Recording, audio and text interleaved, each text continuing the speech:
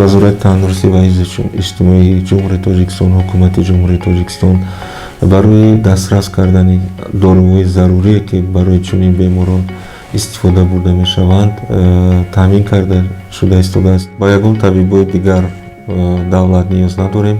ما متخصصای ما، طبیبان ما پورا میرسند.